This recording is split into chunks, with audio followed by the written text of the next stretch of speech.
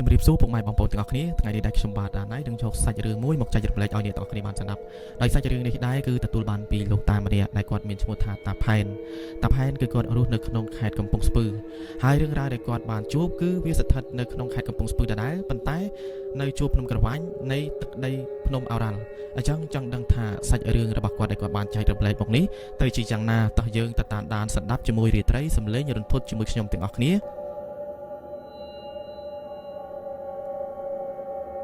សាច់រឿងនេះដែរគឺទទួលបានពីលោកតាម្នាក់ដែលគាត់មានឈ្មោះថាតាផែ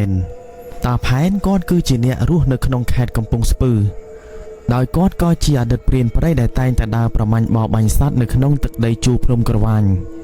ដោយសាច់រឿងដែលគាត់បានចែករំលែកមកនេះគឺជាសាច់រឿងដែលបានកើតឡើងនៅក្នុងអំឡុងឆ្នាំ2002ដោយវាសុទ្ធសឹងតែជារឿងដ៏រន្ធត់ហើយនឹងព្រឺព្រួចស្របពេលដែលគាត់កំពុងតែបរបាញ់សត្វនៅក្នុងទឹកដីជួរភ្នំក្រវាញ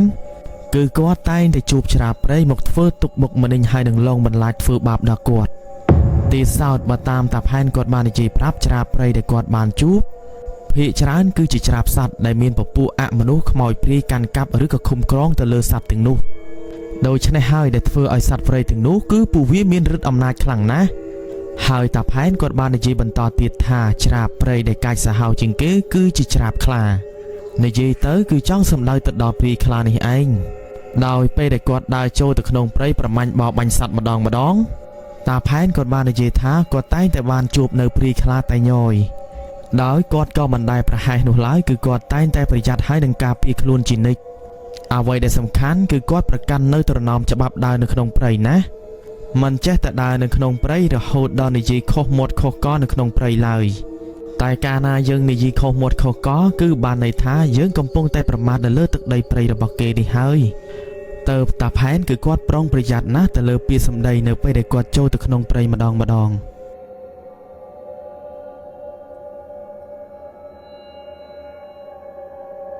ហើយមានថ្ងៃមួយនោះតាផែនព្រមទាំងអ៊ំប្រុសម្នាក់ទៀតដែលគាត់មានឈ្មោះថាអ៊ំណានពួកគាត់ទាំងពីរនាក់ក៏បាននាំគ្នាចូលទៅក្នុងព្រៃនៃទឹកដីជួរភ្នំក្រវាញដែលវាស្ថិតនៅក្បែរជួរជើងភ្នំឱរ៉ាល់កាលសម័យនោះគឺគាត់បាននិយាយថាព្រៃគឺនៅក្រាស់ខ្លាំងណាស់ទឹកដីភ្នំឱរ៉ាល់ជួរភ្នំក្រវាញគឺពោពេញទៅដោយសម្បត្តិធម្មជាតិចំណែកឯសត្វព្រៃមានដូចជាឆ្លុះប្រាសខ្លាដំរីក៏សម្បូរណាស់ដែរពេលដែលតាផែនហើយនឹងអ៊ំណានពួកគាត់ទាំងពីរនាក់ចូលទៅដល់ទឹកដីព្រៃនោះភ្លាមជាទំនៀមទម្លាប់របស់ពួកគាត់គឺពួកគាត់តែងតែធ្វើបាយសីដោយមានបាយល្ងសណ្ដែកព្រមទាំងម្លូស្លាហើយនឹងធូបពីរសរសៃដើម្បីដុតអុជសែនព្រេនមូលហេតុដែលពួកគាត់ធ្វើបាយសីសម្រាប់សែនព្រេននៅក្នុងព្រៃដែលហេតុតែពួកគាត់ជឿថាការធ្វើបែបនេះគឺស្មើនឹងយើងចេះគោរពនៅលើទឹកដីរបស់គេម្យ៉ាងវិញទៀតការសែនព្រេនក៏មានការសុំបរបាញ់សត្វនៅលើទឹកដីព្រៃរបស់គេផងដែរបន្ទាប់ពីតាផែនហើយនឹងអ៊ំណានពួកគាត់ទាំងពីរនាក់ធ្វើបែបនឹងរួចពួកគាត់ក៏បាននាំគ្នាដើរចាកចេញពីកន្លែងសែនព្រេននោះពួកគាត់ក៏បានដើរចូលទៅក្នុងព្រៃនោះដើម្បីរកកន្លែងសមគួរដែលអាចថាជាកន្លែងសត្វព្រៃដែលពួកវាចូលចិត្តរកស៊ីឬក៏កន្លែងដែលពួកវាឆ្លងកាត់ហើយនៅពេលដែលតាផែននិងអ៊ំណានដើរចុះដើរឡើងក៏ស្រាប់តែពួកគាត់ក៏បានរកឃើញកន្លែងមួយទីសោតកន្លែងនោះដែរវាគឺជាកន្លែងច្រកផ្លូវសត្វដើរអ្វីដែលសំខាន់នៅលើផ្លូវនោះគឺពោពេញទៅដោយស្នាមដានជើងសត្វឡើងសឹកហើយស្នាមដានជើងសត្វទាំងនោះគឺសុទ្ធសឹងតែជាស្នាមដានជើងសត្វដែលទៅតែនៅថ្មីស្របពេលដែលតាផែននិងអ៊ំណានពួកគាត់ទាំងពីរនាក់បានឃើញបែបនឹងហើយអញ្ចឹងហើយពួកគាត់ក៏បាននាំគ្នាកាច់ធ្នាក់សង់ធ្នើនៅលើដើមឈើក្បែរច្រកផ្លូវនោះដើម្បីត្រៀមបាញ់សត្វនាពេលយប់នេះដោយហេតុថាជាទំនៀមទម្លាប់របស់ពួកគាត់នៅពេលដែលពួកគាត់ចូលទៅក្នុងព្រៃជ្រៅម្ដងគឺពួកគាត់តែងតែកាច់ធ្នាក់ការពារខ្លួនជានិច្ចធ្នាក់ដែលពួកគាត់បានកាច់នៅពេលនោះគឺវានៅក្បែរជើងភ្នំឱរ៉ាល់នេះហើយតម្រាំតែពួកគាត់កាច់ធ្នាក់សង់ធ្នើនៅលើដើមឈើក្បែរច្រកផ្លូវដែលសត្វដើរនោះរួចវាក៏ងងឹតស្រាងនៅក្នុងព្រៃណាស់ដែរស្របនៅពេលហ្នឹងតាផែនហើយនឹងអ៊ំណានពួកគាត់ក៏នាំគ្នាឡើងទៅលើធ្នាក់ហើយក៏រៀបចំដាំបាយដាំទឹកដើម្បីហូបផងដែរគ្រាន់តែយប់ភ្លាមស្ថានភាពនៃទឹកដីភ្នំឱរ៉ាល់ខណៈពេលនឹងដែរវាពិតជាគួរឲ្យខ្លាចណាស់ដោយមានផ្សែងចុះអាប់ងងឹតឡើងស្លុបនៅក្នុងព្រៃហើយសំឡេងសត្វព្រៃហើយនឹងសត្វបក្សីដែលធ្លាប់តែយំនៅពេលក្បាលល្ងាចបែរទៅជាពេលនេះគឺស្ងប់ស្ងាត់ឡើងឈឹង ត តែសម្រាប់តាផែនគឺគាត់ពុំមានអារម្មណ៍ថាភ័យខ្លាចនៅក្នុងទឹកដីព្រៃនោះឡើយពីព្រោះតែគាត់ស៊ាំនៃបទពិសោធន៍ក្នុងការដើរព្រៃរបស់គាត់ដូច្នេះហើយវាគឺជារឿងធម្មតាសម្រាប់គាត់តមរមតែពួកគាត់ហូបបាយហូបទឹកនៅលើថ្នាក់នោះរួចគឺវាប្រហាក់ប្រហែលជាម៉ោង8ទៅម៉ោង9យប់ហើយមូលហេតុដែលពួកគាត់មិនដាំបាយធ្វើម្ហូបពិសានៅលើដីព្រោះតែពួកគាត់គិតថាខុសនៅត្រណមនៃច្បាប់ដើរនៅក្នុងព្រៃនេះឯងម្យ៉ាងការដាំបាយនៅខាងក្រោមថ្នាក់ក៏អាចធ្វើឲ្យយើងអាប់រាសីធ្វើឲ្យយើងក៏ចេះតែជួបរឿងនេះរឿងនោះអាក្រក់ដែលនឹកស្មានមិនដល់ស្របពេលដែលតាផែនហើយនឹងអ៊ំណានពួកគាត់ទាំងពីរនាក់កំពុងតែអង្គុយនៅលើថ្នាក់រងចាំបបបាញ់សត្វក្រោយតែពួកគាត់ទទួលទានហូបបាយហូបទឹករួចរាល់គឺពួកគាត់អង្គុយរងចាំមើលនៅលើថ្នាក់រហូតទៅដល់យប់ជ្រៅក៏ស្រាប់តែខណៈពេលនោះតាផែនគាត់ក៏បាននិយាយថាសុកពួកគាត់ទាំងពីរនាក់ក៏ឮសំឡេងប្រោកប្រាក់នៅខាងក្រោមថ្នាក់បន្ទាប់ពីឮសំឡេងប្រោកប្រាក់នៅខាងក្រោមថ្នាក់ភ្លាមបែបហ្នឹងពួកគាត់ក៏នាំគ្នាសម្លឹងមើលទៅខាងក្រោមហើយអ្វីដែលពួកគាត់ទាំងពីរនាក់បានមើលឃើញពេលហ្នឹងវាគឺជាពពួកព្រាយនៅក្នុងព្រៃទេសោតពពួកព្រាយនៅក្នុងព្រៃដែលពួកគាត់បានឃើញពេលហ្នឹងគឺវាប្រហាក់ប្រហែលជា4ទៅ5ក្បាលមូលហេតុដែលពួកវាមកខាងក្រោមថ្នាក់ពួកគាត់ក៏ព្រោះថាពួកវាកំពុងតែមកនាំគ្នារើសបាយស៊ីដែលពួកគាត់បានហូបជ្រុះពីលើថ្នាក់នេះហើយដោយស្របពេលដែលពពួកព្រាយទាំងអស់នោះពួកវារើសបាយស៊ីមួយគ្រាប់ពីរគ្រាប់នៅលើដីគឺពួកវាបានដណ្ដើមគ្នារញ៉េរញ៉ៃតែម្ដងហាក់បីដូចជាពួកវាដូចជាកំពុងតែអត់ឃ្លានតាំងពីពេលណាអញ្ចឹងដោយបើនិយាយអំពីសភាពលក្ខណៈរូបរាងមុខមាត់ព្រាយទាំងនោះវាពិតជាសម្បើមខ្លាំងណាស់ដែលពួកគាត់បានឃើញខ្លួនប្រាណរបស់ពួកវាឡើងរលេះរលួយហើយក៏ក្រៀមក៏ក្រើមដូចគីងគក់ចំណែកឯភ្នែកទាំងគូរបស់វាវិញឡើងលៀនសសម្ព្រោះអណ្ដាតលៀនធ្លាក់ដល់ទ្រង់សក់កន្ទ្រីងកន្ទ្រើងក្រញិញកញ្ញាញ់អាចនិយាយបានថាមើលទៅរូបរាងកាយរបស់ព្រាយនីមួយៗគឺវាពិតជាអាក្រក់ណាស់ហើយបើប្រៀបធៀបទៅនឹងមនុស្សវិញគឺស្គមស្គាំគ្មានសាច់គ្មានឈាមគឺមានតែឆ្អឹងអ៊ំណានគ្រាន់តែគាត់ឃើញរឿងដ៏រន្ធត់ហើយនឹងព្រឺព្រួយបែបនឹងភ្លាមក៏ស្រាប់តែគាត់ក៏បានសួរនាំទាំងខ្សឹបមកកាន់តាផែនថាលបងមានមើលឃើញអីនៅខាងក្រោមដែរឬអត់អើរឿងអីថាមើលមិនឃើញអញមើលឃើញតើពួកវាតែអញ្ចឹងតែដឹងក្លិនគឺពួកវាមកហើយបន្ទាប់ពីតាផែនគាត់និយាយបែបនឹងហើយក៏ស្រាប់តែអ៊ំណានគាត់ក៏បានសួរទៅកាន់តាផែនបន្តទៀតថាតើពួកគាត់គួរតែធ្វើយ៉ាងណាទៅពីព្រោះថាពេលនេះពួកវាមកនេះគឺសម្បើមណាស់តាផែននៅពេលហ្នឹងក៏ស្រាប់តែគាត់ក៏បានតបតមកវិញថាមិនបាច់ចាំធ្វើអីវាទេសោកចិត្តនៅស្ងៀមស្ងាត់កុំមាត់កុំកឲ្យសោះទុកឲ្យវាធ្វើអីក៏ធ្វើទៅចោះ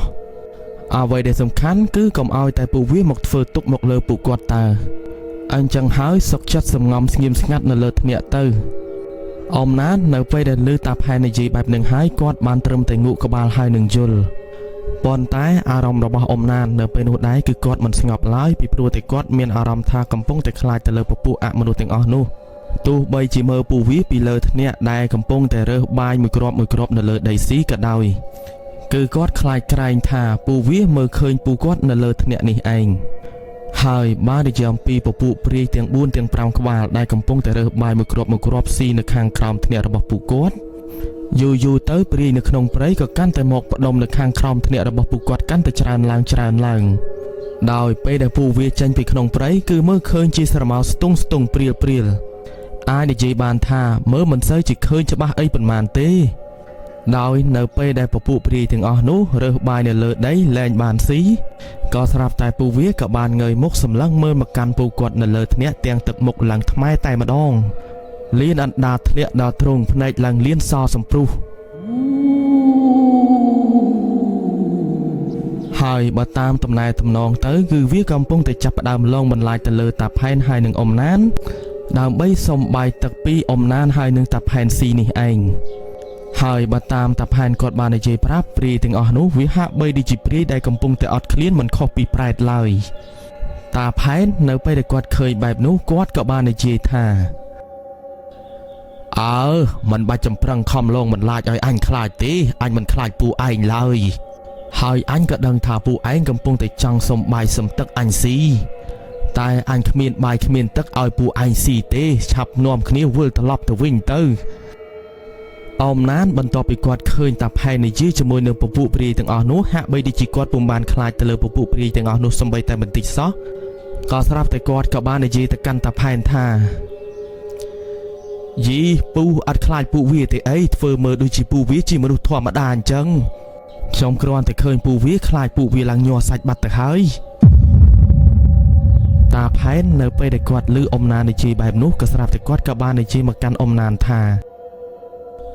ហើយអ្នកណាឲ្យឯងនិយាយនៅក្នុងព្រៃបែបនេះពីព្រោះថាការនិយាយបែបនេះធ្វើឲ្យឯងអាប់រិស័យណាស់អញ្ចឹងហើយឯងមិនត្រូវនិយាយបែបនេះឡើយអ៊ំណាននៅពេលដែលគាត់ឮតាផែននិយាយបែបនោះគាត់ក៏ចាប់ផ្ដើមភ័យក្រោយតែម្ដង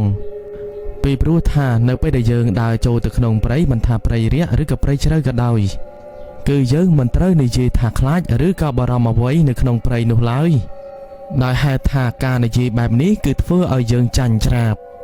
ម្យ៉ាងក៏ធ្វើឲ្យពពួកអមនុស្សខ្មោចព្រាយបិសាចនៅក្នុងព្រៃគឺពួកវាមើលងាយមកលើយើង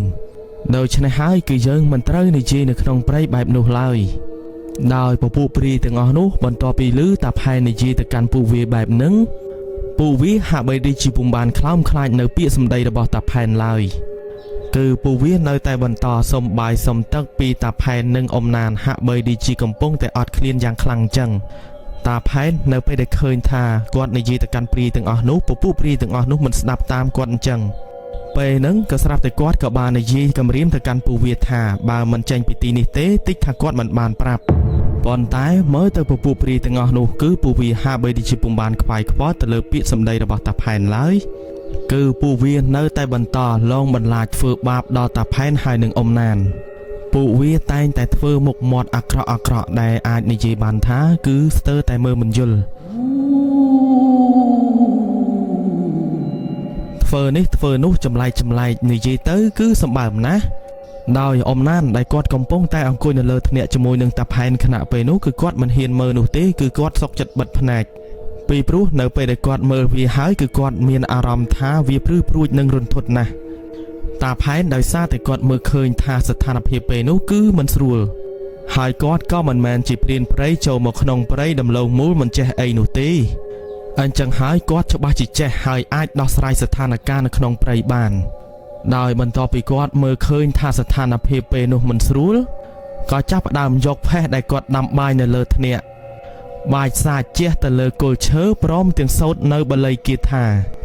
ដោយបើតាមមើលអាគមគាថាដែលគាត់កំពុងតែសូត្រនោះដែរវាគឺជាអាគមនៃអដ្ឋានបណ្ដេញពពួកអមនុស្សខ្មោចព្រាយបិសាចនៅក្នុងព្រៃនេះឯងដោយពេលដែលគាត់ធ្វើបរិកម្មគាថាសូត្របែបនេះក៏រវែងជះផេះទៅលើដីនៅខាងក្រោមថ្នាក់ក៏ចាប់ផ្ដើមធ្វើឲ្យពពួកអមនុស្សព្រាយនៅខាងក្រោមថ្នាក់ពួកវាក៏ចាប់ផ្ដើមបញ្ចេញសំឡេងសម្រៃស្រែក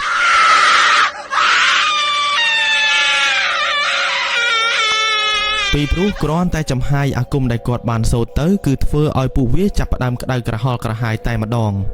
រហូតដល់ពពួកព្រាយទាំងអស់នោះពួកវាក៏បានបាត់ពីនេះឃើញនៅទីនោះតែវាក៏មិនបានទៅណាឆ្ងាយពីថ្នាក់របស់ពួកគាត់នោះឡើយ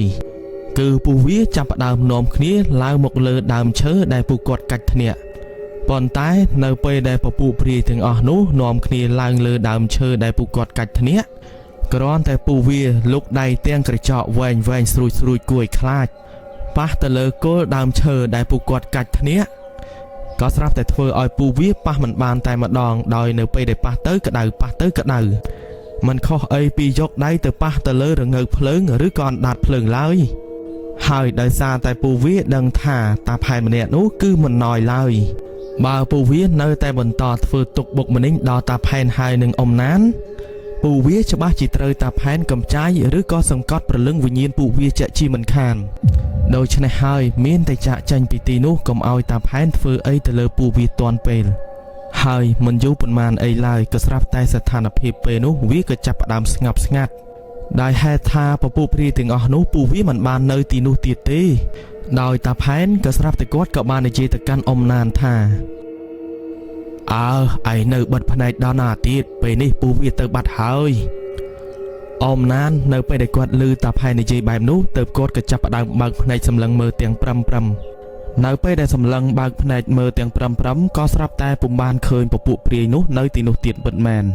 ហើយអារម្មណ៍របស់អ៊ំណានគាត់ក៏រៀងស្ងប់ដោយគាត់មិនសូវជារន្ធត់ដូចមាញ់នេះតែគាត់ក៏នៅតែខ្លាចថាវានឹងវិលត្រឡប់មកវិញធ្វើទុកធ្វើទោសមកដល់ពួកគាត់ទៀតពីព្រោះថាព្រាយទាំងអស់នោះមើលទៅពួកវាគឺពិតជាមានឫទ្ធិអំណាចណាស់ស្របនៅពេលហ្នឹងក៏ស្រាប់តែអ៊ំណានគាត់ក៏បានសួរទៅកាន់តាផែនថាពូវាទៅអស់បាត់ហើយមែនទេវាទៅអស់ហើយវាមិនហ៊ានឡើងមកលើធ្នាក់ដោយសារតែអញបានប្រើធัวក្តៅលេងជាមួយនឹងពួកវាអញមិនចង់លេងបែបនឹងទេប៉ុន្តែពួកវាមិនស្ដាប់តទៅសោះឥឡូវតទៅលេងអញ្ចឹងហើយបានស្ងាត់ហើយយប់នេះក៏មិនដឹងថាពួកវានឹងវិលត្រឡប់មកវិញដែរឬអត់ទេអមណាននៅពេលដែលគាត់ឮតាផែននិយាយបែបនោះហើយគាត់ក៏បានញញឹមសប្បាយចិត្តពីព្រោះតែគាត់មិនដឹងតទៅសោះថាតាផែនគាត់ចេះរបៀនអាគមអូមអាមដើរនៅក្នុងព្រៃដោយអាចបណ្ដេញទៅលើពពួកអមនុស្សខ្មោចព្រាយនៅក្នុងព្រៃចូលទៅក្នុងព្រៃអស់នេះប្រសិនបើក្នុងចំណោមពួកគាត់ទាំងពីរនាក់ពុំមានអ្នកណាចេះរបៀនឬក៏ចេះអាគមខ្លះនោះទេ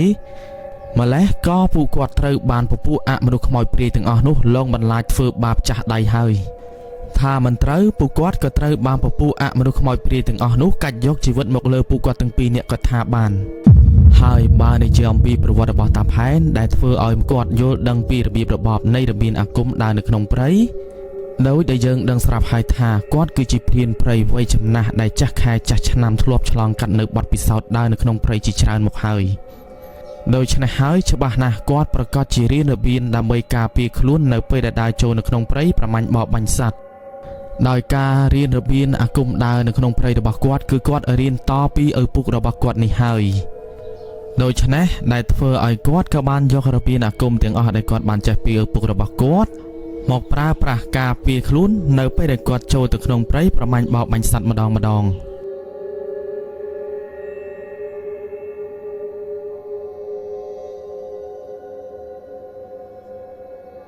ហើយតាផែនគាត់ក៏បាននិយាយបន្តទៀតថាស្របពេលដែលពួកគាត់រងចាំមើលពីស្ថានភាពបានមួយស្របក់ក្រោយមកទៀតនៅសុកក៏ស្រាប់តែពួកគាត់ក៏បានលឺស្នូសំឡេងសម្រាប់ជើងដើរហាក់បីដូចជាកំពុងតែដើរនៅក្បែរធ្នាក់របស់ពួកគាត់នេះហើយដោយសំឡេងនោះវាបានលឺស្នូប្រោកប្រាក់កំពុងតែជន់ស្លឹកឈើព្រមទាំងប៉ះកកិតជាមួយស្លឹកឈើមែកឈើនេះឯងទាំងអ៊ំណានហើយនឹងតាផែនពួកគាត់ទាំងពីរនាក់គឺកំពុងតែអង្គុយនៅលើធ្នាក់ចាំមើលទាំងភ្នែកភ្លឹះដោយតាផែនគាត់ក៏បានត្រៀមកំភ្លើងរបស់គាត់ជាស្រេចនៅពេលដែលឃើញសត្វព្រៃកាលណាគឺគាត់ប្រកាសជាតម្រង់បាញ់ទៅកាន់សត្វព្រៃទាំងនោះជាមិនខាននៅបន្តិចក្រោយមកក៏ស្រាប់តែតាផែនហើយនឹងអ៊ំណានពួកគាត់ក៏បានឃើញយ៉ាងច្បាស់ថាមានជ្រូកព្រៃពីរក្បាលពួកវាកំពុងតែដើរតាមច្រកផ្លូវនៅខាងក្រោមធ្នាក់របស់ពួកគាត់នេះឯងតាផែនបន្ទាប់ពីគាត់ឃើញបែបនោះហើយគាត់ក៏មិនរងចាំយូរអីនោះទេគឺគាត់ក៏បានលើកកំភ្លើងកែច្នៃរបស់គាត់ស្មាំងស្មាត់តម្រង់ទៅកាន់ជ្រូកព្រៃទាំងពីរក្បាលនោះបន្ទាប់ពីតម្រង់ស្មាំងស្មាត់ចំគោលដៅហើយក៏ស្រាប់តែគាត់ក៏បានកេះកៃកំភ្លើងរបស់គាត់លឺស្នូលឺភុងតែម្ដងអញ្ចឹងហើយស្នូសំឡេងក្របកំភ្លើងដែលគាត់កំពុងតែបាញ់នោះវាក៏បានបន្លឺឡើងអើងកងពេញព្រៃធ្វើឲ្យសត្វបាក់សីដែលពួកវាកំពុងតែដេកនៅតាមដើមឈើក្បែរធ្នាក់របស់ពួកគាត់ពួកវាក៏បានហើរព្រុសចាកចេញពីដើមឈើទាំងនោះទៅមិនត្រឹមតែប៉ុណ្ណោះនោះទេដែលធ្វើឲ្យជ្រូកព្រៃមួយក្បាលដែលវាកំពុងតែបណ្ដាលជាមួយនឹងគ្នាវាមួយក្បាលទៀតក៏បានត្រូវមួយគ្រាប់ដែលតាផែនបានបាញ់ទៅកាន់វាដូច្នេះហើយដែលធ្វើឲ្យជ្រូកព្រៃមួយក្បាលនោះវាក៏បានស្រែកទាំងភាពឈឺចាប់យ៉ាងមួយទំហឹងតែម្ដងតែវាក៏មិនបានដួលដេកស្លាប់នៅលើដីភ្លាមនោះដែរគឺវាក៏បានរត់មួយខ្យល់ធ្វើឲ្យតាផែនឃើញបែបនឹងភ្លាមគាត់ក៏បានបាញ់ថែមមួយគ្រាប់ទៀតធ្វើឲ្យពេលនោះគ្រាប់កំភ្លើងរបស់គាត់ក៏បានបាញ់ត្រូវក្បាលរបស់វាពេលដែលបាញ់ត្រូវក្បាលរបស់វាភ្លាមក៏ស្រាប់តែវាក៏បានប្រកាច់ថ្វល់ដេកនៅលើដីស្រែក4ទៅ5ដងជ្រូកព្រៃនោះវាក៏បានស្ងាត់ឈឹងមូលហេតុនោះគឺដោយសារថាជ្រូកព្រៃនោះវាបានស្លាប់បាត់ទៅហើយចំណែកឯជ្រូកព្រៃមួយក្បាលទៀតគឺវាបានរត់គេចខ្លួនចូលទៅក្នុងព្រៃបាត់ពេលហ្នឹងទឹកដៃរបស់តាផែនគឺបាញ់ត្រង់ណាស់អ៊ំណានបន្ទាប់ពីឃើញថាតាផែនបាញ់ត្រូវជ្រូកព្រៃមួយក្បាលនោះគាត់ក៏សប្បាយចិត្តដោយសារតែបាញ់បានជ្រូកព្រៃធ្វើឲ្យគាត់ក៏បានលាន់មាត់និយាយទៅកាន់តាផែនថាទឹកដៃពូពិតជាមិនធម្មតាមែនបាញ់ត្រង់ណាស់ បើឲ្យខ្ញុំបាញ់វិញប្រហែលជាបាញ់មិនត្រូវជ្រូកព្រៃនោះឡើយតាផែននៅពេលដែលគាត់ឮអ៊ំណាននិយាយបែបនោះក៏ស្រាប់តែគាត់ក៏បាននិយាយតបតមកកាន់អ៊ំណានថាយីឯងនេះមាត់ដាច់ណាស់អ្នកណាឲ្យនិយាយបែបនេះនៅក្នុងព្រៃឯងដើរនៅក្នុងព្រៃយូរដែរហេតុអីបានជាឯងនិយាយអត់គម្របស៊ីអំបិលស៊ីប្រហុកអញ្ចឹងនៅពេលហ្នឹងអ៊ំណានគាត់ក៏បាននិយាយតបមកវិញថាហើយពូអើយខ្ញុំជ្រុលមាត់ទៀតបាត់ទៅហើយកុំប្រកែកប្រកាន់នឹងខ្ញុំអីអញមិនប្រកែកប្រកាន់នឹងឯងទេប៉ុន្តែអ្នកនៅក្នុងព្រៃនេះគឺគេប្រកាន់អ៊ំណាននៅពេលដែលគាត់ឮតាផែននិយាយបែបនោះហើយគឺគាត់បានត្រឹមតែធ្វើទឹកមុខស្ងៀមស្ងាត់ដោយគាត់ក៏មិនបានតបតទៅកាន់តាផែនទៀតដែរពីព្រោះតែគាត់ដឹងថាខ្លួនឯងកំពុងតែខុសដោយយើងដឹងស្រាប់ហើយថានៅក្នុងព្រៃគឺយើងតែងតែតមនៅត្រណមប្រកាន់នៅពាក្យសម្ដីដោយសារថានៅពេលដែលយើងនិយាយបែបណាគឺវាក៏ទៅតាមពាក្យសម្ដីដែលយើងនិយាយបែបនោះដែរដូច្នេះហើយសម្រាប់ព្រានព្រៃដែលមានបទពិសោធន៍នៅក្នុងព្រៃគឺគេដឹងច្បាស់ណាស់ថាក្នុងព្រៃវាយ៉ាងណាអញ្ចឹងហើយយើងមិនត្រូវលេងសើចឬក៏ប្រមាថនៅលើទឹកដីរបស់គេឡើយពីព្រោះតែវានាំឲ្យយើងជួបនៅរឿងរ៉ាវអាក្រក់ដែលយើងនឹកស្មានមិនដល់នៅក្នុងព្រៃហើយត្រង់ចំណុចដែលអ៊ំណានគាត់អាចចាប់ទុកថានិយាយពាក្យសម្ដីខុសមាត់ខុសកនៅក្នុងព្រៃគឺគាត់បាននិយាយកោតស្ងើចសរសើរពីទឹកដៃរបស់តាផែនដែលគាត់បានបាញ់ត្រង់ដោយការនិយាយបែបនេះគឺធ្វើឲ្យយើងអាប់រិស័យដូច្នេះហើយនៅពេលដែលបាញ់សត្វព្រៃផ្សេងជាបន្តបន្ទាប់ទៀតគឺវាធ្វើឲ្យយើងបាញ់មិនត្រង់ឬក៏បាញ់មិនត្រូវទៅលើសត្វទាំងនោះឡើយនេះវាគ្រាន់តែជាជំនឿរបស់ព្រានព្រៃចាស់ដើមដែលពួកគាត់បានយល់ដឹងពីរបៀបរបបនៃការដើរព្រៃតែប៉ុណ្ណោះសម្រាប់ពុកម៉ែបងប្អូនគិតយ៉ាងណាក៏អាស្រ័យទៅលើការយល់ឃើញរបស់ពុកម៉ែបងប្អូននៅពេលដែលអ៊ំណានហើយនឹងតាផែនពួកគាត់ឃើញថាជ្រូកព្រៃមួយក្បាលវាកំពុងតែដេកស្លាប់ក៏ព្រោះតែត្រូវគ្រាប់របស់តាផែនបានបាញ់ត្រូវក៏ស្រាប់តែស្របពេលនោះអ៊ំណានគាត់ក៏បាននិយាយថាពូហើយជ្រូកព្រៃនឹងគិតយ៉ាងម៉េចគួរតែចុះពីលើធ្នាក់លើកវាយកមកដាក់ខាងក្រោមក្បែរគល់ឈើឬក៏យ៉ាងណាអើយឯងមិនបាច់ចាំធ្វើអីវាទេទុកវានៅទីនោះហើយតាឯងចុះទៅប្រកាសជាមានរឿងរ៉ាវកើតឡើងនៅក្នុងព្រៃនេះមិនខានអញ្ចឹងហើយឯងអង្គុយនៅលើធ្នាក់ស្ងៀមទៅទុកវានៅត្រង់នោះហើយអ៊ំណានបន្ទាប់ពីគាត់ឮតាផែននិយាយបែបហ្នឹងគឺគាត់បានត្រឹមតែងក់ក្បាលហើយពួកគាត់ទាំងពីរនាក់អង្គុយនៅលើធ្នាក់សម្លឹងមើលមកកាន់ជ្រូកព្រៃដែលកំពុងតែដេកស្ដុកស្ដឹងស្លាប់នៅលើដីនៃច្រឡងផ្លូវសัตว์ដែលនៅក្បែរក្រោមធ្នាក់របស់ពួកគាត់នេះឯងតាផែនទោះបីជាគាត់បាញ់បានជ្រូកព្រៃមួយក្បាលក៏ពិតមែនតែគាត់ក៏មិនបានសម្ងំដេកភ្លាមអីនោះទេគឺគាត់នៅអង្គុយចាំបាញ់សัตว์ជាបន្តបន្ទាប់ទៀតរហូតទៅដល់ម៉ោង 2 ជាងពេលកណ្ដាលត្រៀតតាផែនហើយនឹងអ៊ំណានដែលគាត់កំពុងតែអង្គុយនៅលើធ្នាក់រងចាំបាញ់សัตว์ក៏ស្រាប់តែពួកគាត់ក៏បានឃើញស្រមោលសัตว์ស្ទង់កំពុងតែដើរចេញពីក្នុងព្រៃនៅក្រឡងផ្លូវខាងក្រោមធ្នាក់របស់ពួកគាត់នេះហើយនៅពេលដែលពួកគាត់ឃើញទំនងថាវាគឺជាសត្វព្រៃបែបហ្នឹងតាផែនក៏ស្រាប់តែគាត់ក៏បានរៀបចំកំភ្លើងរបស់គាត់ត្រៀមបាញ់ដោយពេលដែលគាត់បាញ់ជ្រូកព្រៃអញ្ចឹងស្របពេលដែលពួកគាត់កំពុងតែត្រៀមកំភ្លើងជាស្រេចដើម្បីត្រៀមបាញ់សត្វដែលពួកគាត់បានឃើញជាស្រមោលស្ទង់ក៏ស្រាប់តែរឿងដ៏ចម្លែកមួយសត្វព្រៃនោះវាពុំបានដើរឆ្លងកាត់មកខាងក្រោមធ្នាក់របស់ពួកគាត់បន្តទៀតឡើយតែវាបែរទៅជាដើរចូលទៅក្នុងព្រៃវិញហាក់បីដូចជាវាកំពុងតែដឹងថាមានមនុស្សនៅក្បែរហ្នឹងកំពុងតែចាំប្រមាញ់វាដូច្នេះហើយទៅវាមិនបានដើរទៅមុខបន្តទៀតឡើយគឺវាក៏សុកចិត្តដើរចូលទៅក្នុងព្រៃបាត់ទៅដូច្នេះហើយដែលធ្វើឲ្យតាផែននៅពេលនោះដែរគឺគាត់បានត្រឹមតែឆ្ងល់ថាសត្វព្រៃដែលគាត់បានមើលឃើញជាស្រមោលស្ទង់មាញ់នេះតើវាគឺជាសត្វអ្វីឲ្យពិតប្រាកដទៅព្រោះថាគាត់ហើយនឹងអ៊ំណានបានត្រឹមតែឃើញស្រពិចស្រពិលជាស្រមោលស្ទង់អ្វីដែលសំខាន់តាផែនគាត់ក៏មានអារម្មណ៍ថាសត្វព្រៃនោះវាមិនដូចទៅនឹងសត្វព្រៃធម្មតានោះទេមិនត្រឹមតែប៉ុណ្ណោះនោះឡើយគឺគាត់ក៏មានអារម្មណ៍ថាធំនៅចំហាយក្លិនអ្វីមួយយ៉ាងទៀតសោតចំហាយក្លិននេះគឺវាស្រដៀងទៅនឹងចំហាយក្លិនដែលគាត់ធ្លាប់បានស្គាល់ធ្លាប់បានដឹងកាលពីមុនមកនិយាយចំទៅក្លិននេះដែរគឺវាស្រដៀងទៅនឹងក្លិនសាររបស់ខ្លាបន្ទាប់ពីតាផែនគាត់នឹកឃើញក្លិនសារមួយនេះហើយក៏ស្រាប់តែគាត់ក៏បានចាប់ផ្ដើមភ្ញាក់ផ្អើលបន្តិចគ្រាន់តែមិនដឹងថាវាគឺជាខ្លាធម្មតាឬក៏ជាព្រាយខ្លានោះឡើយ ប្រសិនបើត្រឹមជាខ្លាធម្មតាគឺមិនសូវប៉ុន្មាននោះទេប៉ុន្តែបើប៉ះវាគឺជាខ្លាដែលមានច្រាប់កាន់ពួកគាត់ច្បាស់ជាចាប់យើងមិនខានដែលហេតុថាខ្លាដែលមានពពួកច្រាប់កាន់នេះគឺវាមិនដូចទៅនឹងខ្លាធម្មតានោះទេតែវាគឺជាខ្លាដែលមានពពួកវិញ្ញាណព្រាយឃុំក្រងកាន់កាប់ទៅលើវាអញ្ចឹងហើយទៅតាផែនគាត់បារម្ភខ្លាចក្រែងថាព្រាយខ្លាវានឹងមកទីនោះតាផែននៅពេលដែលគាត់សង្ស័យបែបនោះគាត់ក៏មិនបានយករឿងសង្ស័យរបស់គាត់ប្រាប់ឲ្យអ៊ំណានបានដឹងនោះឡើយពីព្រោះតែគាត់មិនចង់ឲ្យអ៊ំណានខ្លាចលើសដើមនេះហើយមួយស្របក់ក្រោយមកក៏ស្រាប់តែខ្យល់វាក៏ចាប់ផ្ដើមប្រែប្រួលធ្លាក់ខ្យល់យ៉ាងចម្លែកធ្វើឲ្យពួកគាត់ទាំងពីរនាក់ដែលកំពុងតែអង្គុយនៅលើធ្នាក់មានអារម្មណ៍ថារងាញាក់ញ័រដែលអាចនិយាយបានថាគឺតិចខុសប្លែកពីធម្មតាដូច្នេះធ្វើឲ្យតាផែនគាត់ក៏យល់ហើយនឹងដឹងយ៉ាងច្បាស់ថាអាចឆ្កែធំគឺវាកំពុងតែនៅក្បែរទីនោះពិតមែនតាផែននៅពេលដែលគាត់ដឹងខ្លួនបែបនោះគាត់ក៏ត្រៀមខ្លួនដើម្បីការពារខ្លួនពីពពួកច្រាប់ព្រៃដោយគាត់ក៏ចេះតែនិយាយដាស់តឿនទៅកាន់អ៊ំណានថានៅបន្តិចទៀតនេះប្រសិនបើអ៊ំណានបានឃើញអីប្លែកចម្លែកគឺធ្វើធម្មតាមិនបាច់ចំខ្វាយខ្វល់ឬក៏ភ័យខ្លាចអីឡើយអ៊ំណាននៅពេលដែលគាត់ឮតាផែននិយាយបែបនោះគាត់ក៏ចាប់ផ្ដើមសង្ស័យថាវាច្បាស់ជាមានរឿងអីកើតឡើងជាក់ជាមិនខានទៅធ្វើឲ្យតាផែននិយាយបែបនេះមកកាន់គាត់ដោយទោះបីជាគាត់សង្ស័យបែបនោះក៏ដោយក៏គាត់ក៏ពុំបានសួរនាំទៅកាន់តាផែនបន្តបន្ទាប់ទៀតដែរដោយគាត់បែរទៅជាចាំមើលថាតើបន្តិចទៀតនេះនឹងមានរឿងអីកើតឡើងមកលើពួកគាត់ចាំមើលចុះឡើងក៏ស្រាប់តែពួកគាត់ទាំងពីរនាក់ក៏បានឃើញនារីម្នាក់កំពុងតែនៅខាងក្រោមធ្នាក់ហើយនារីម្នាក់នោះគឺមិនដឹងថាមកខាងក្រោមធ្នាក់នោះតាំងពីពេលណានោះទេព្រោះតែសុកក៏ស្រាប់តែពួកគាត់ក៏បានឃើញនារីម្នាក់នោះនៅខាងក្រោមធ្នាក់តែម្ដង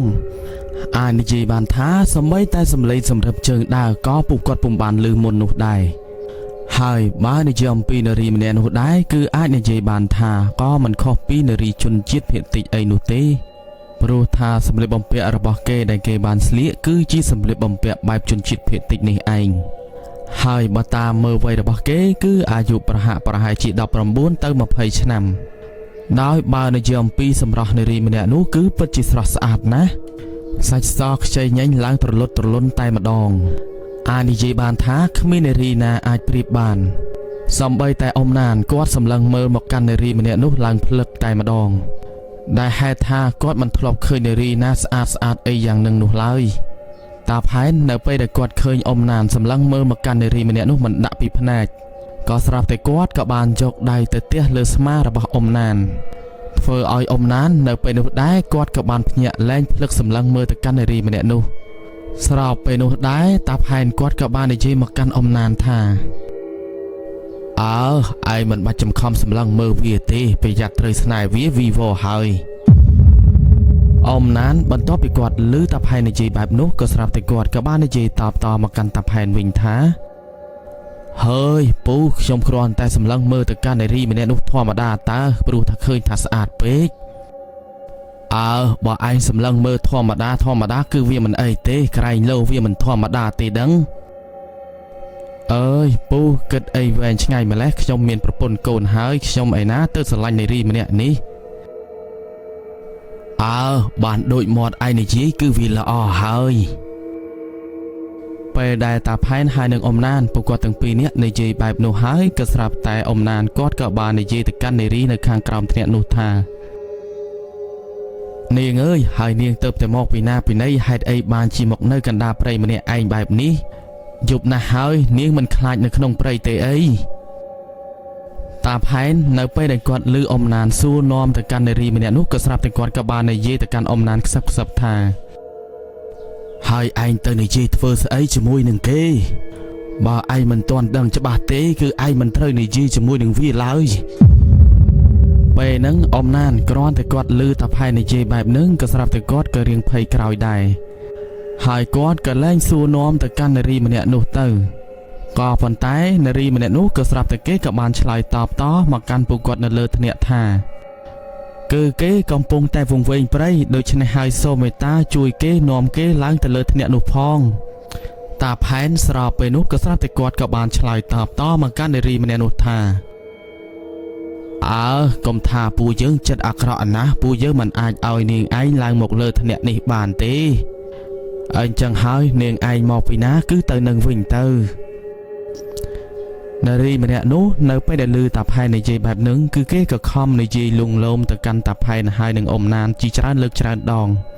រហូតដល់ឃើញថាតាផែនហើយនឹងអ៊ំណានពួកគាត់ទាំងពីរនាក់មិនព្រមឲ្យគេឡើងទៅលើថ្នាក់ទាល់ទៅសោះក៏ស្រាប់តែគេក៏បានដោះសម្លៀកបំពាក់អាក្រាតរាងកាយទាំងអស់ស្រាស្នល់បង្ហាញទៅកាន់តាផែនហើយនឹងអ៊ំណាននៅលើថ្នាក់ក្នុងគោលបំណងមួយដើម្បីទាក់ទាញឲ្យតាផែនហើយនឹងអ៊ំណានចុះពីលើថ្នាក់ដើម្បីរួមរយៈជាមួយនឹងគេនេះហើយប៉ុន្តែទោះបីជានារីម្នាក់នោះខំព្យាយាមបង្ហាញសម្រស់សាច់សខ្ចីញញរបស់គេក៏ដោយក៏តាផែនហើយនឹងអ៊ំណានពួកគាត់ទាំងពីរនាក់គឺមិនបានចាប់អារម្មណ៍ទៅលើសម្រស់សាច់សខ្ចីញញរបស់នាងឡើយហើយចំពោះតាផែនប្រសិនបើគាត់ហ៊ានតែសម្លឹងមើលទៅកាន់នារីម្នាក់នោះដែលកំពុងតែស្រាតស្នល់អាក្រាតកាយគាត់ក៏ច្បាស់ជាអបរិស័យធ្លាក់រិស័យហើយធ្វើឲ្យអាគមសមយុទ្ធរបស់គាត់ក៏ត្រូវសាបផងដែរអញ្ចឹងហើយដែលធ្វើឲ្យតាផែននៅពេលនោះគឺគាត់ពុំបានមើលទៅកាន់នារីម្នាក់នោះជាដាច់ខាតចំណែកឯតាផែនវិញពេលខ្លះក៏គាត់លួចមើលបន្តិចបន្តួចដែរពីព្រោះតែគាត់មិននឹកស្មានថានារីម្នាក់នោះហ៊ានធ្វើបែបនឹងដាក់មកកាន់ពួកគាត់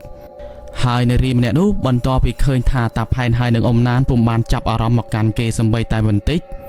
ក៏ស្រាប់តែគេក៏បាននៅឈរថ្មឹងសម្លឹងមើលមកកាន់អ៊ំណានហើយនឹងតាផែនទាំងទឹកមុខយ៉ាងចម្លែកតែម្ដងនិយាយចំទៅនារីម្នាក់នោះគឺគេនៅឈរសម្លក់សម្លឹងទឹកមុខឡើងថ្មែហាក់បីដូចជាកំពុងតែចង់ស៊ីសាច់ហត់ឈាមមកលើពួកគាត់អញ្ចឹងតាផែននៅពេលដែលគាត់ឃើញចរិតរឹកពីរបស់នារីម្នាក់នោះបង្ហាញហាក់បីដូចជាកំពុងតែខឹងសម្បាមកលើពួកគាត់យ៉ាងខ្លាំងក៏ស្រាប់តែគាត់ក៏បានហ៊ានលើកដៃចង្អុលនិយាយទៅកាន់នារីម្នាក់នោះយ៉ាងខ្លាំងថាមិនបាច់ចំខំសម្លក់សម្លឹងខឹងសម្បាមកលើពួកអញទេនាងឯងឆាប់ចាកចេញពីទីនេះទៅពួកអញមិនស្វាគមន៍នាងឯងឡើយនារីម្នាក់នោះបន្ទាប់ពីគេឮតាផែននិយាយបែបនោះហើយក៏ស្រាប់តែគេក៏បានដើរចាកចេញពីក្រោមថ្នាក់របស់ពួកគាត់ទាំងរូបរាងកាយរបស់គេស្រាតស្នល់អាក្រាតកាយនេះឯងដោយនៅបន្តិចក្រោយមកក៏ស្រាប់តែនារីម្នាក់នោះគេក៏បានដើរចូលទៅក្នុងព្រៃបាត់ទៅតែទោះបីជានារីម្នាក់នោះគេបានដើរចូលទៅក្នុងព្រៃបាត់ក៏ពិតមែនស្ថានភាពធ្លាក់ខ្យល់នៅក្នុងព្រៃក៏វាមិនទាន់ស្ងប់ស្ងាត់នោះដែរគឺវានៅតែបន្តធ្លាក់ខ្យល់មករសាត់ធ្វើឲ្យពួកគាត់រងាញាក់ញ័រតែម្ដងអ៊ំណានស្របពេលនោះក៏ស្រាប់តែគាត់ក៏បានសួរនាំទៅកាន់តាផែនខ្សឹបថាពូហេតុអីបានជាពូដេញនាងម្នាក់នោះមិនព្រមជួយនាងម្នាក់នោះទាល់តែសោះតាផែននៅពេលដែលគាត់ឮអ៊ំណានសួរបែបនោះក៏ស្រាប់តែគាត់ក៏បានឆ្លើយតបតមកកាន់អ៊ំណានវិញថាឲ្យអញជួយវាយ៉ាងម៉េចបើវាមិនមែនជាមនុស្សផងមួយយ៉ាងវាខំដោះសម្លៀកបំពាក់អាក្រាតកាយដើម្បីទាក់ទាញឲ្យពួកយើងចុះទៅគ្រាន់តែមើលកុបបំណងរបស់វាច្បាស់ជាច្រាបព្រៃនៅក្នុងព្រៃនេះមិនខានអញ្ចឹងហើយឯងកុំទុនចិត្តឲ្យសោះគិតមើលទៅវាមិនដែលមានមនុស្សឯណាចូលមកដល់ក្នុងព្រៃទាំងពាក្យកណ្ដាលត្រៀតបែបនេះទេអ៊ំណានពេលដែលគាត់ឮតាផែននិយាយបែបនោះហើយគាត់ក៏យល់នៅពាក្យសម្ដីរបស់តាផែនដោយតាផែនក៏ព្រោះតែគាត់ដឹងថាច្រាព្រៃនោះវាប្រកាសជាមករកពួកគាត់ម្ដងទៀតដូច្នេះនៅខណៈពេលនោះក៏ព្រោះតែគាត់ចេះនៅរបៀនអាគមនៃការបញ្ចុះទៅលើគ្រាប់កំភ្លើងស្របនៅពេលនោះក៏ស្រាប់តែតាផែនគាត់ក៏បានយកគ្រាប់កំភ្លើងរបស់គាត់ចេញពីថង់យាមគាត់បន្ទាប់មកគាត់ក៏ធ្វើពិធីកម្មសូត្រនៅបរិកម្មគាថាបញ្ចុះទៅដោយអដ្ឋានឬក៏អាគមទៅលើគ្រាប់កំភ្លើងនោះទៀតសោតគ្រាប់កំភ្លើងដែលគាត់យកចេញពីថង់យាមគឺប្រហែលជា3ទៅ4គ្រាប់នេះឯងបន្ទាប់ពីគាត់ធ្វើបរិកម្មគាថាបញ្ចុះអដ្ឋានឬក៏បញ្ចុះអាគមទៅលើគ្រាប់កំភ្លើងទាំងនោះរួចហើយតាផែនខណៈពេលនោះគាត់ក៏បានយកគ្រាប់កំភ្លើងទាំងនោះសោកចូលទៅក្នុងបង់របស់វាពេលដែលគាត់សោកគ្រាប់កំភ្លើងចូលទៅក្នុងបង់នោះរួចគាត់ក៏បានយកខ្សែអំបោះឆៅក្រហមសូត្រផ្លុំ2ទៅ3ភាំងរួចហើយគាត់ក៏បានយកខ្សែអំបោះឆៅនោះចងទៅលើកាណុងកំភ្លើងរបស់គាត់ដោយតាផែនគាត់មិនត្រឹមតែធ្វើតែប៉ុណ្្នឹងនោះទេគឺគាត់ថែមទាំងសូត្រចងអដ្ឋានទៅលើថ្នាក់របស់គាត់បន្ថែមទៀតផងចំណែកឯអ៊ំណានស្របពេលនោះគឺគាត់បានត្រឹមតែមើលទៅកាន់តាផែនដែលគាត់កំពុងតែធ្វើបរិកម្មគាថាសូត្រនៅបាលីគាថាដែលគាត់មិនដែលដឹងឬក៏មិនដែលយល់ទាស់តែសោះ នេះក៏ព្រោះតែគាត់មិនដែលរៀនឬក៏មិនដែលស្វែងយល់អំពីមន្តអាគមអីនោះទេហើយបន្ទាប់ពីតាផែនគាត់ធ្វើបែបនឹងរួចសពគ្រប់អស់ហើយតាផែនហើយនឹងអ៊ំណានក៏បានអង្គុយរងចាំនៅលើថ្នាក់នោះជាបន្តបន្ទាប់ទៀត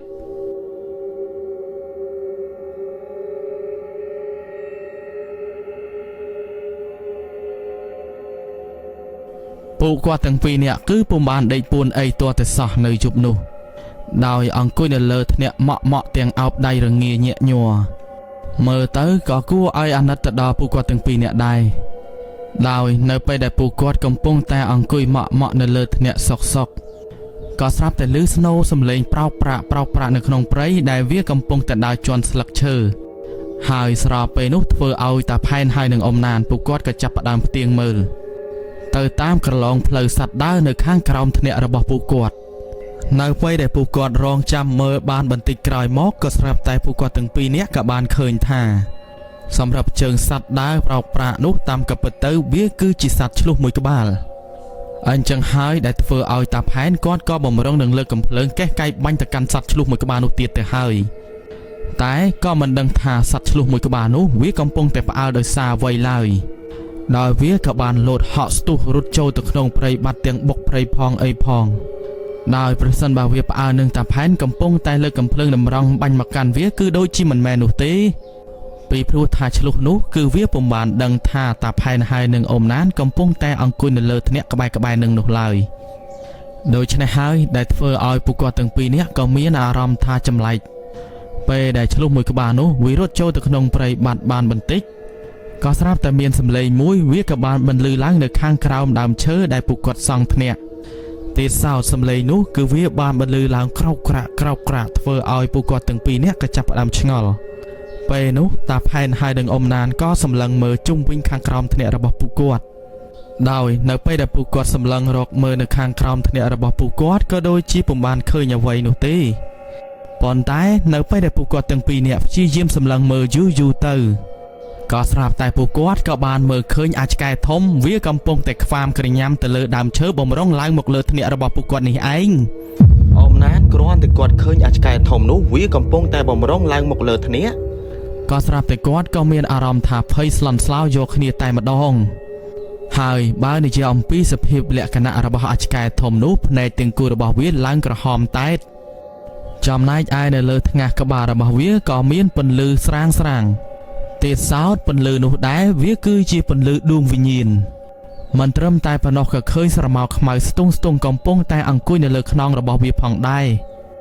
ហើយបើតាមតាផែនគាត់យល់ឃើញហើយនឹងគាត់បាននិយាយប្រាប់គឺស្រមោលខ្មៅស្ទង់នោះតាមកាពិតទៅវាគឺជាស្រមោលនៃពពួកព្រាយដែលបានសន្ធិដ្ឋហើយនឹងឃុំក្រងទៅលើអាចឆ្កែធំហើយអាចឆ្កែធំនេះដែរគឺខ្ញុំចង់មានន័យនឹងសម្ដៅដល់សត្វខ្លានេះឯងដោយមូលហេតុដែលយើងហៅសត្វខ្លាថាគឺជាអាចឆ្កែធំនោះក៏ព្រោះតែវាគឺជាទំនៀមទម្លាប់របស់ព្រានព្រៃនៅពេលដែលពួកគាត់ដើរចូលទៅក្នុងព្រៃម្ដងគឺពួកគាត់មិនដែលហៅឈ្មោះខ្លាចំនោះទេមូលហេតុដែលពួកគាត់មិនអាចហៅឈ្មោះខ្លាចំមូលហេតុដោយសារថាខុសនៅត្រណមប្រសិនបើយើងហៅឈ្មោះវាចំច្បាស់ជាគ្រោះថ្នាក់មិនខានឧទាហរណ៍យើងដើរនៅក្នុងព្រៃសុកយើងបែរទៅជានិយាយថាខ្លាចជួបខ្លាត្រូវបានខ្លាហែកស៊ីនៅក្នុងព្រៃនោះដូច្នេះការណាដែលយើងនិយាយបែបនោះវាច្បាស់ជាទៅតាមពាក្យសម្ដីឬក៏មាត់របស់យើងនិយាយជាក់ជាមិនខានហើយគ្រោះថ្នាក់វាក៏អាចនឹងកើតឡើងមកលើយើងនេះឯងអ៊ំណានបន្ទាប់ពីគាត់បានឃើញព្រាយខ្លាវាកំពុងតែប្រើក្រញាំទាំងគូរបស់វាខ្វាមចុះខ្វាមឡើងទៅលើដើមឈើដែលពួកគាត់កំពុងតែកាច់ថ្នាក់ធ្វើឲ្យអ៊ំណាននៅពេលនោះដែរគាត់ក៏បាននិយាយទាំងភ័យទៅកាន់តាផែនថាពូអើយវាឡើងមកលើថ្នាក់ឥឡូវហើយបាញ់វាទៅស្របនៅពេលនោះក៏ស្រាប់តែតាផែនគាត់ក៏បានលើកកំភ្លើងរបស់គាត់ភ្ជង់តម្រង់បាញ់ទៅកាន់ព្រាយខ្លាដែលវាកំពុងតែប្រើក្រញាំខ្វាមបំរុងឡើងមកលើដើមឈើដែលពួកគាត់កាច់ថ្នាក់ប៉ុន្តែគ្រាប់ដំបងដែលគាត់បានបាញ់ទៅគឺគាត់បាញ់មិនត្រូវវានោះទេពីព្រោះថាព្រាយខ្លាវាបានគេចគ្រាប់កំភ្លើងរបស់គាត់យ៉ាងលឿនតែម្ដង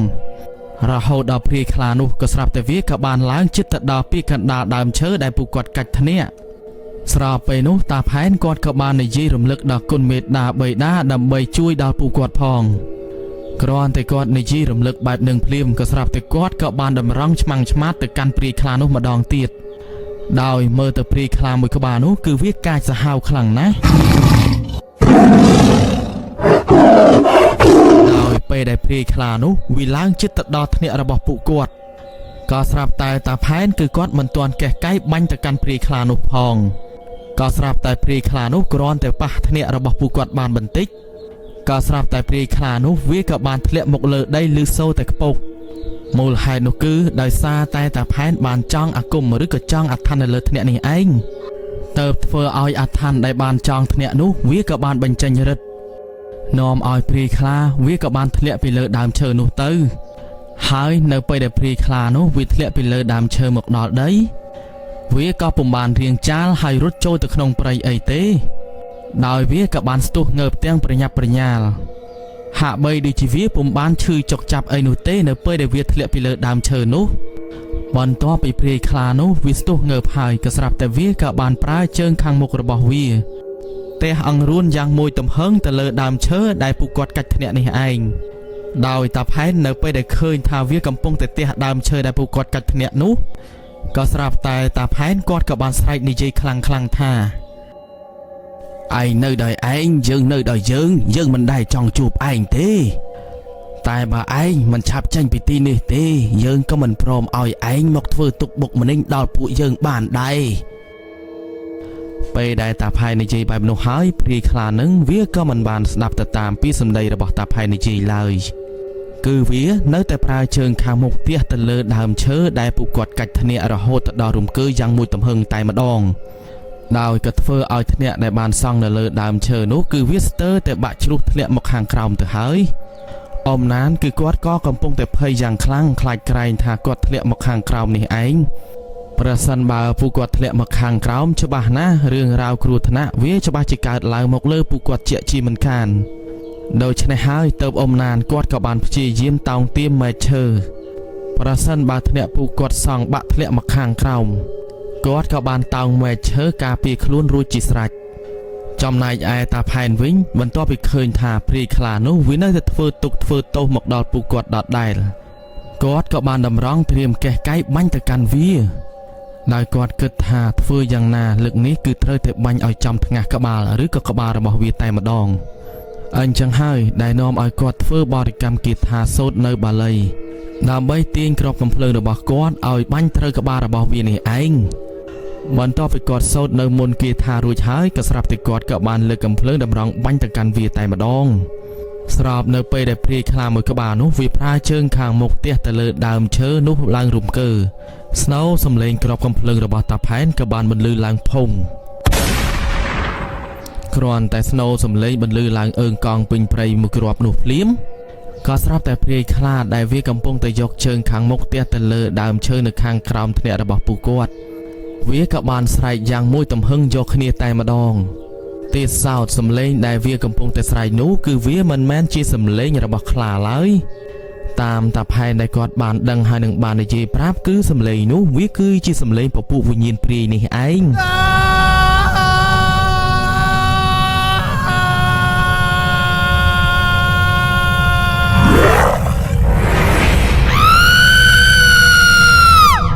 ទេសសោតវិញ្ញាណព្រាយដែលបានបន្លឺឡើងចេញពីក្នុងខ្លួនខ្លាវាក៏មិនមែនជាវិញ្ញាណព្រាយដែលមានតែមួយក្បាលឬក៏ពីរក្បាលនោះដែរប៉ុន្តែវិញ្ញាណព្រាយនៅក្នុងខ្លួនខ្លានោះគឺវាមានច្រើនណាស់នេះក៏ព្រោះតែព្រាយខ្លានេះវាបានស៊ីមនុស្សយ៉ាងច្រើននាក់ទៅហើយដូច្នេះហើយដែលធ្វើឲ្យពពួកវិញ្ញាណទាំងអស់នោះក៏คล้ายទៅជាព្រាយគ្របដណ្ដប់ទៅលើខ្លាអ្វីដែលសំខាន់ក៏ព្រោះតែវិញ្ញាណទាំងអស់នោះគឺជាវិញ្ញាណដែលចង់គំនុំចង់អាឃាតអញ្ចឹងហើយធ្វើឲ្យវិញ្ញាណទាំងអស់នោះកាចសាហាវណាស់គ្រាប់កំភ្លើងដែលតាផែនបានបាញ់ត្រូវព្រាយខ្លានោះគឺគាត់បានបាញ់ត្រូវថ្ងាសក្បាលរបស់វា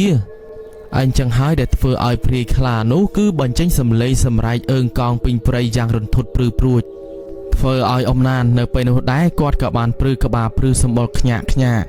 ហើយក៏ចាញ់ច្រាបនៅសំឡេងរបស់ព្រាយខ្លាដែលវាកំពុងតែបញ្ចេញសំឡេងសម្រែកធ្វើឲ្យគាត់ឈឺក្បាលតែម្ដងតាផែនក៏ព្រោះតែគាត់ឃើញមានឱកាសបែបនោះក៏ស្រាប់តែគាត់ក៏បានបាញ់មួយគ្រាប់ទៀតហើយមួយគ្រាប់លើកនេះដែរគឺគាត់មិនបានបាញ់ត្រូវក្បាលរបស់វាទៀតទេ ប៉ុន្តែគាត់ក៏បានបាញ់ត្រូវខ្នងព្រាយខ្លាមួយក្បាលនោះមួយគ្រាប់ទៀតអញ្ចឹងហើយដែលធ្វើឲ្យគ្រាប់កំភ្លើងដែលគាត់បញ្ចុះទៅដោយមន្តអាគមនៃអាថ័ន្តវាក៏បានបញ្ចេញឫទ្ធិអំណាចធ្វើឲ្យព្រាយខ្លានោះវាទ្រាំទ្រលែងបាន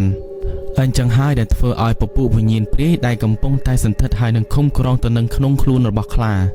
គឺវាបានស្រែកហើយទាញគ្នាចេញទាញគ្នាចូលទៅវិញទៅមកនៅក្នុងខ្លួនខ្លាដោយសារតែវិញ្ញាណទាំងអស់នោះគឺមានវិញ្ញាណខ្លះចង់នៅក្នុងខ្លួនខ្លាបន្តចំណែកឯវិញ្ញាណខ្លះទៀតគឺចង់ចេញពីខ្លួនខ្លាដូច្នេះហើយដែលធ្វើឲ្យវិញ្ញាណពពួកព្រាយដែលកំពុងតែចង់នៅក្នុងខ្លួនខ្លាបន្តគឺវាព្យាយាមណាស់ដើម្បីទាញវិញ្ញាណព្រាយផ្សេងដែលកំពុងតែបំរុងនឹងចេញពីក្នុងខ្លួនរបស់ខ្លាតែទោះបីជាយ៉ាងណាក៏ដោយវិញ្ញាណទាំងអស់នោះក៏នៅតែបន្តព្យាយាមខំចេញពីក្នុងខ្លួនខ្លាឲ្យបានដោយហេតុថាប្រសិនបើនៅក្នុងខ្លួនខ្លាបន្តវិញ្ញាណព្រាយនោះច្បាស់ជាត្រូវបានកំចាយជាក់ជាមិនខានពេលដែលវិញ្ញាណព្រាយទាំងនោះវាចេញចូលនៅក្នុងខ្លួនខ្លាចុះឡើងធ្វើឲ្យសត្វខ្លានោះវាចាប់ផ្ដើមវិលវល់ច្របូកច្របល់ទាញទៅនេះទាញទៅនោះត្រឡប់ត្រឡិនតែម្ដងអាចនិយាយបានថាព្រាយខ្លានោះគឺវាលែងមានជាភាពម្ចាស់ការទៀតទៅហើយរហូតដល់វិញ្ញាណព្រាយទាំងអស់ដែលកំពុងតែនៅក្នុងខ្លួនរបស់ខ្លាវាក៏ចាប់ផ្ដើមផ្ទុះយកគ្នាតែម្ដងអញ្ចឹងហើយដែលធ្វើឲ្យវិញ្ញាណព្រាយខ្លះក៏ត្រូវបានកំចាយដោយសារតែអាថ័ន្តនៃគ្រាប់កំភ្លើងរបស់តាផែនចំណែកឯវិញ្ញាណផ្សេងទៀតដែលហេតុតែវាចេញពីក្នុងខ្លួនរបស់ខ្លាបានសម្រេចដូច្នេះហើយវិញ្ញាណរបស់ពួកវាគឺមានសេរីភាពលែងបន្តឃុំក្រងឬក៏គ្រប់គ្រងទៅលើសត្វខ្លាទៀត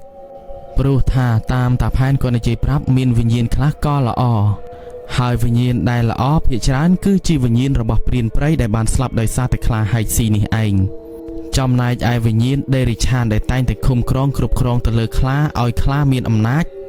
ភាគច្រើនគឺជាវិញ្ញាណរបស់គ្រូធ្មប់ឬក៏គ្រូអាគមដែលបានមករៀននៅក្នុងព្រៃហើយក៏ស្រាប់តែត្រូវបានព្រាយខ្លានោះខំហែកស៊ីអញ្ចឹងហើយដែលធ្វើឲ្យពពួកវិញ្ញាណអ្នកដែលចេះសិលអាគមទាំងនោះក៏បានទៅតោងទាមទៅលើសត្វខ្លាហើយកាលណាដែលតោងទាមឃុំក្រងទៅលើសត្វខ្លាគឺខ្លានោះប្រកាសជាមានអំណាចខ្លាំងទ្វេដងហើយខ្លានោះវាក៏คล้ายទៅជាច្រាព្រៃដែលអាចខ្លែងក្រឡាឬក៏និមិត្តធ្វើអ្វីក៏បានតាមតែអំពើចិត្ត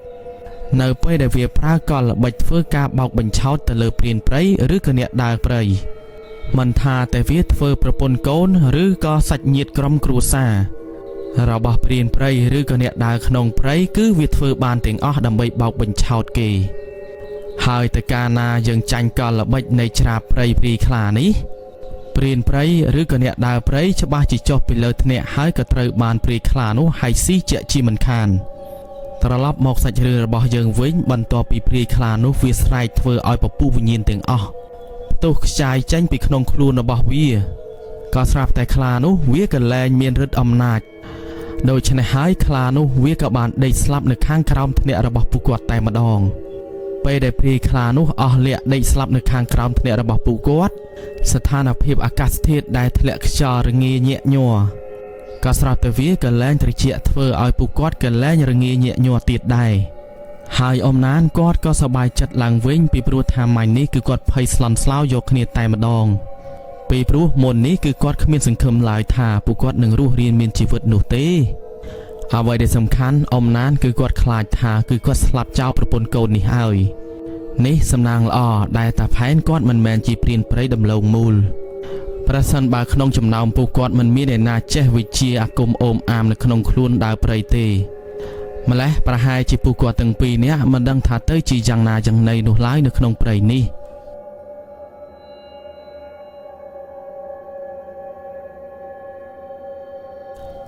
ហើយនៅពេលព្រឹកព្រលឹមឡើងតាផែនហើយនឹងអ៊ំណានពួកគាត់ទាំងពីរនាក់ក៏បាននាំគ្នាចុះពីលើថ្នាក់គ្រាន់តែពួកគាត់ទាំងពីរនាក់ចុះពីលើថ្នាក់មកដល់ដីភ្លាមរឿងដែលចម្លែកពួកគាត់ទាំងពីរនាក់គឺពុំបានឃើញព្រាយខ្លាដេកស្លាប់នៅទីនោះទៀតទេគឺពួកគាត់បានត្រឹមតែឃើញជ្រូកព្រៃកំពុងតែដេកស្លាប់ក្បែរនឹងដែលតាផែនបានបាញ់បានកាលពីយប់មិញនេះឯងហើយអ៊ំណានពេលនោះគឺគាត់បានត្រឹមតែឆ្ងល់ថាតើព្រាយខ្លានោះវាបាត់ទៅណាហើយតិចវារស់រានមានជីវិតវិញក៏មិនដឹងតែសម្រាប់តាផែនគឺគាត់ដឹងយ៉ាងច្បាស់ថាមិនមែនវារស់រានមានជីវិតនោះទេប៉ុន្តែព្រាយខ្លានោះត្រូវបានរលាយបាត់ទៅតាមព្រលឹងវិញ្ញាណរបស់វានេះឯងស្របពេលនោះដែរពួកគាត់ក៏ចាប់ផ្ដើមនាំគ្នាលើកសែងជ្រូកព្រៃដែលពួកគាត់បាញ់បានកាលពីយប់មិញ ចាក់ចេញពីទឹកដីជួរភ្នំក្រវាញនៃភ្នំឱរ៉ាល់វិលត្រឡប់ទៅកាន់ស្រុកភូមិរបស់ពួកគាត់វិញនេះឯងដូច្នេះហើយសាច់រឿងរបស់តាផែនដែលគាត់បានចែករំលែកអំពីរឿងរ៉ាវដែលគាត់បានជួបនៅជួរភ្នំក្រវាញនៃភ្នំឱរ៉ាល់លើទឹកដីខេត្តកំពង់ស្ពឺក៏សូមបញ្ចប់តែប៉ុណ្ណេះសម្រាប់ពុកម៉ែបងប្អូនស្ដាប់ដោយប្រើវិចារណញ្ញាណមុននឹងជឿទៅលើអ្វីមួយខ្ញុំបាទក៏មិនបានជំរុញឲ្យអ្នកទាំងអស់គ្នាជឿទៅលើសាច់រឿងរបស់គាត់ដែរចាប់ទុកថាសាច់រឿងដែលគាត់បានចែករំលែកមកនេះគ្រាន់តែជាសាច់រឿងនិទានស្ដាប់លេងកម្សាន្តទៅចុះដូច្នេះហើយសម្រាប់សាច់រឿងមួយនេះតើពុកម៉ែបងប្អូនទាំងអស់គ្នាគិតយ៉ាងណាដែរហើយប្រសិនបើពុកម៉ែបងប្អូនទាំងអស់គ្នាចូលចិត្តនៃការស្ដាប់រកការសម្រាយនិទានសម្លេងរន្ធត់សូមពុកម៉ែបងប្អូនទាំងអស់គ្នាកុំភ្លេចជួយចុច Subscribe ដើម្បីលើកទឹកចិត្តក្នុងការផលិតវីដេអូជាបន្តបន្ទាប់ទៀតហើយប្រសិនបើពុកម៉ែបងប្អូនទាំងអស់គ្នាមិនចូលចិត្តស្ដាប់នោះទេពុកម៉ែបងប្អូនទាំងអស់គ្នាអាចអូសរំលងបាន